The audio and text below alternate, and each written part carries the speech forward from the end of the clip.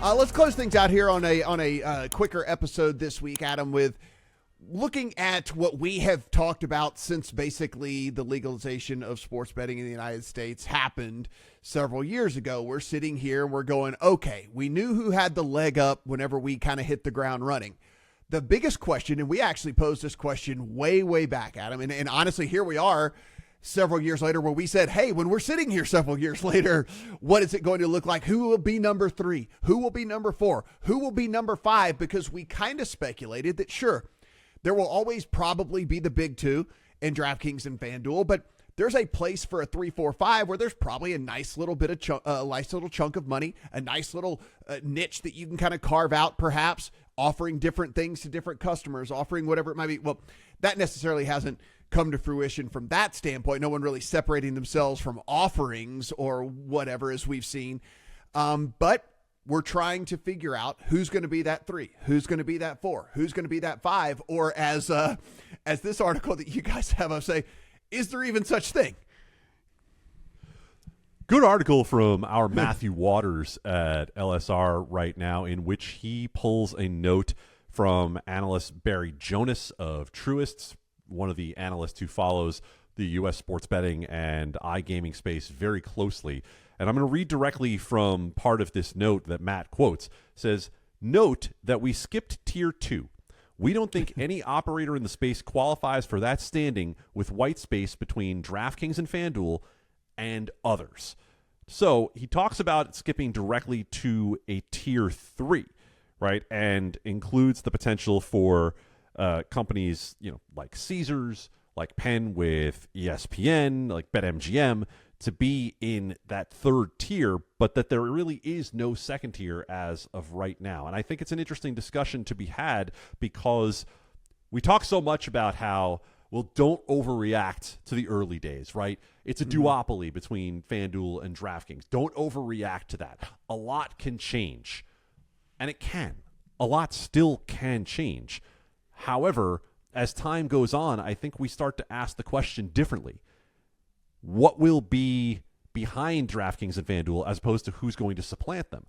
And I don't know that we're going to be asking that question about supplanting any longer unless we see some real movement from one of the legacy casino companies, and that, of course, is Caesars, MGM Resorts in that joint partnership with Entain, or Penn with ESPN Bet, which, frankly, the results have been pretty underwhelming for ESPN Bet over the first 5+ months. So you start to wonder, Matt, what does success in Tier 2 or 3 look like for these companies? Barry goes on in this article to talk a little bit more about who is in sort of a, air quotes, next tier that might be able to jump up. He mentions Bet365, talks about their international presence and the fact that they really have not gone all in the United States, mentions Rush Street and Fanatics as well because of the differentiated offering that Fanatics could potentially have. But beyond the question of who becomes number 3, number 4, and what number 3, number 4 really even is anymore, Matt,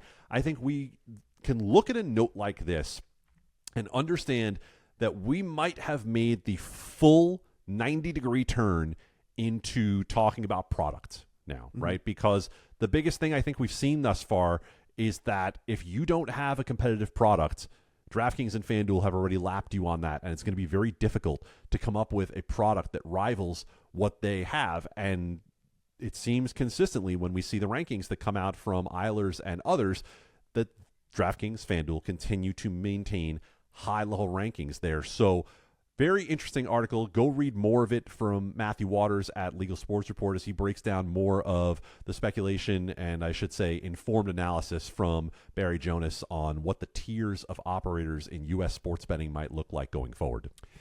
The one thing that we have talked about since the get-go here, Adam, that neither one of the big casino groups have leaned into, that we said if there was anything that they could offer that DraftKings and FanDuel could not, it would be the fact that there are the physical experiential stuff that you can offer that they just don't have. They do not have physical properties all over the country. They do not have all of these giant resorts and all things like that. Well, here we are several years later. They've not leaned into that at all. I have talked to a couple of different people off the record on all this. And see, you guys can talk to me because I'll say I'm keeping it off the record. I'm never going to mention names. I'm never going to mention whatever. But so I said, why is this? I just don't understand, because whatever is going on right now obviously hasn't moved you rapidly up the board here. So why is this the case? And the explanation I got, and it actually starts to make a little sense, is not every hand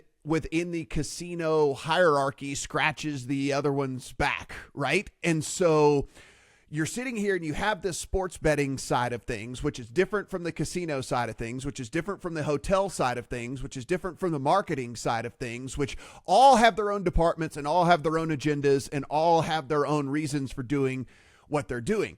It seems very obvious to someone like me and you, where it's like, hey, place your first 10 bets of at least $25 and you get a buy one, get one at Excalibur or so, or whatever, place your first 20 bets of at least $25 and you get a free night at Excalibur, and you can tier up from there and ladder up from there and do all of that. Yeah, there is some costs involved to them, but it's still a fairly soft cost to them, giving up a room at Excalibur or Luxor or whatever. And hell, if someone tiers up to where you give them a room at a Bellagio, you should be happy about that, because they're a great customer of yours, And so when it comes down to all that, I'm like, it seems like it makes too much sense to me. And then it comes down to the fact that the sports betting arm doesn't necessarily always get along with the casino arm. It doesn't necessarily always get along with the hotel arm. And then the marketing people have their grand plan for how things all should be going and all of this. And so here we are. We just can't get it all figured out. And again, like you said, there is no tier 2 in all this. The only thing that hasn't been tried, it seems like, is something like this, but I don't know if we'll ever even get to that point. Well, interesting you should bring that up, Matt, because you can go to a Monday article on LSR, again by Matthew Waters, in which he was taking notes from the Stifel Cross-Sector Insights Conference, at which Caesars head of sports and online, Eric Hession, was speaking, and they were talking about how their sports betting offering is now competitive at the point where they believe that the loyalty program can really make a difference. Here's a little paraphrase from what Matt wrote about. It said, the platform is at the point where customers who value the loyalty program, which one Stifel analyst says is the best in class, are no longer switching to different apps to place bets. That helps to keep promotional spending low, and we know that's been a goal for Caesars ever since the failed $3,000 bonus offer in New York originally. So it's certainly forefront of the mind, right, for Caesars right now, and maybe it'll be that way for BetMGM before long as well.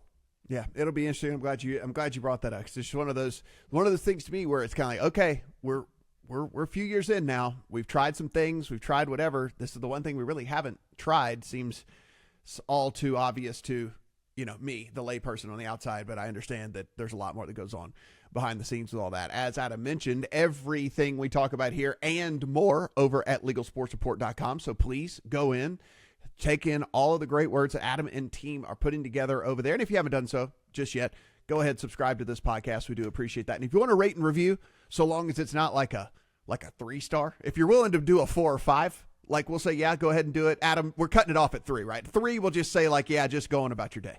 If you have a 3-star review, I want you to email me, Adam@LegalSportsReport.com, and tell me the reasons for your 3-star review we can fix them on the podcast before you give us that 3-star review. And let you go in. You can amend what you're thinking and then at least give us a 4 or a 5. We do appreciate all of that. Adam Candee, 2 E's, no Y. If you hate yourself, you can follow me at Matt Brown M2. For Adam, I'm Matt. Good luck, and we'll talk to you next week.